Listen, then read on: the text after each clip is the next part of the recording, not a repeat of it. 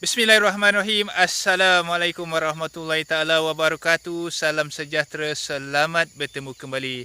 Hello everybody. Baik, pada siaran video kali ini kita akan membuat kerja-kerja pembersihan di belakang ini, yang mana ketinggian rumputnya sekitar 2 ke 3 kaki dan bercampur dengan pokok renek dan juga sedikit rumpun buluh. Baik, mari kita sama-sama saksikan bagaimanakah proses pembersihannya dilakukan.